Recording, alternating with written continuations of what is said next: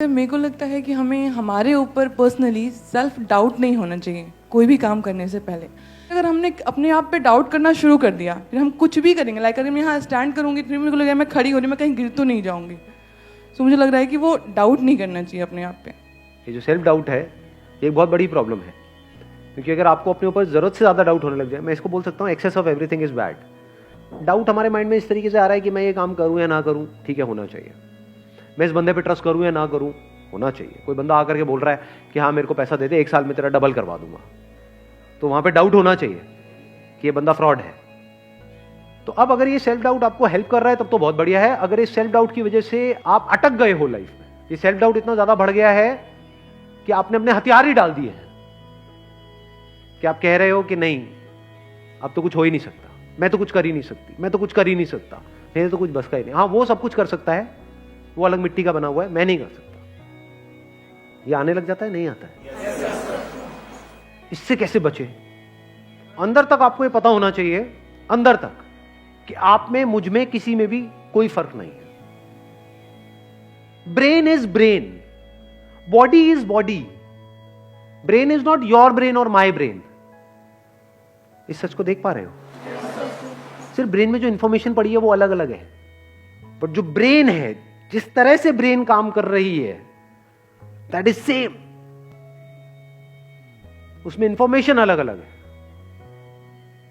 तो hardware is same, आंखें same है, शेप अलग अलग हो सकती है, बट जिस तरह से वो काम कर रही है, जैसे 2 कैमरास हैं अलग अलग कंपनीज के, तो बाहर से दिखने में अलग अलग हो सकते हैं, ब्रांड अलग अलग हो सकता है, बट जिस तरह से वो काम कर रहा है वो सेम है।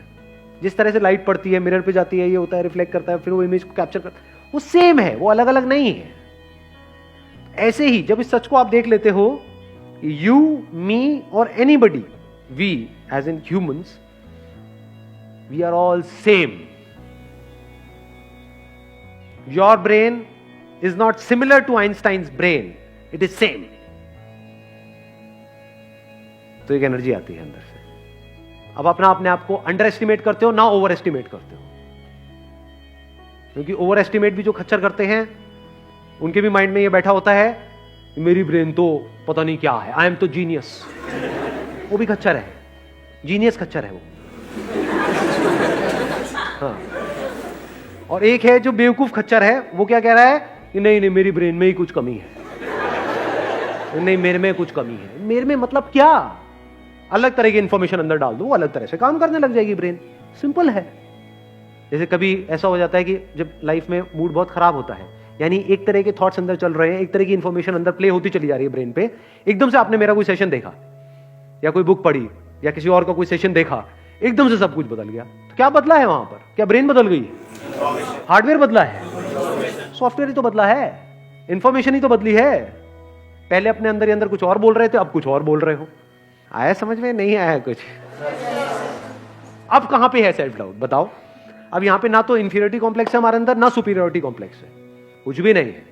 ये मतलब मेरी ब्रेन और आइंस्टाइन की ब्रेन सेम है, आपकी ब्रेन और किसी की भी, any person you name it, जो भी पास्ट में हुआ या अभी है या होने वाला है, सेम है, कोई फर्क नहीं है। इसको सिर्फ ढंग से यूज करना है, समझदारी से यूज करना है, बस, और कुछ नहीं है।